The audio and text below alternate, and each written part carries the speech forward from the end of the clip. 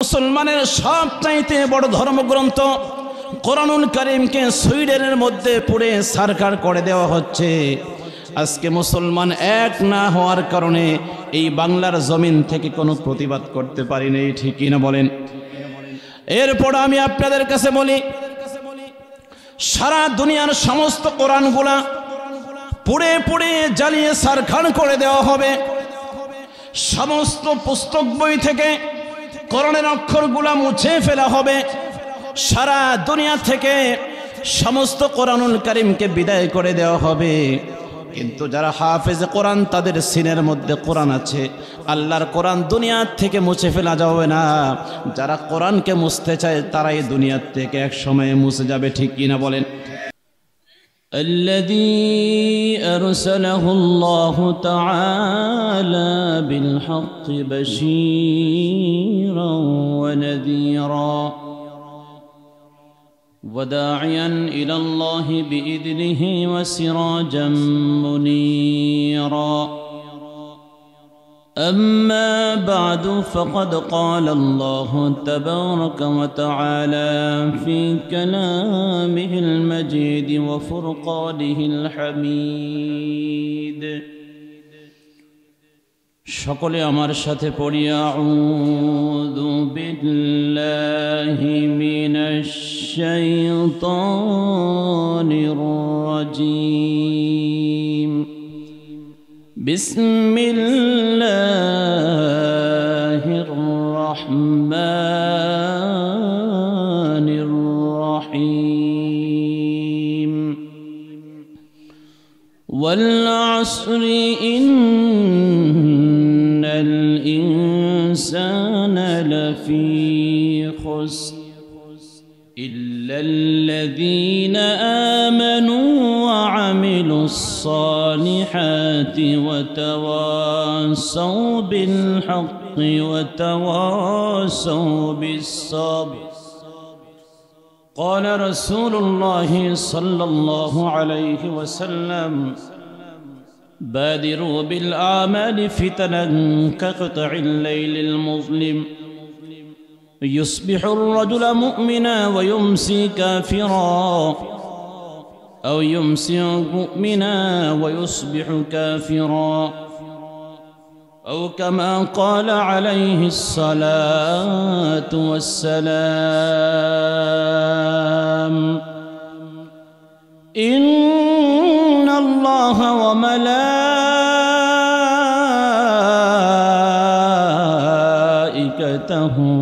يصلون على النبي يا أيها الذين آمنوا صلوا عليه وسلموا تسليما. اللهم صل على محمد وعلى آل محمد كما صليت على إبراهيم وعلى آل إبراهيم إنك حميد مجيد. اللهم بارك على محمد وعلى آل محمد كما باركت على إبراهيم وعلى آل إبراهيم إنك حميد مجيد. بلغ العلا بكماله كشف الدجى بجماله حسنت جميع خصاله صلوا عليه وآله. لا إله إلا الله لا إله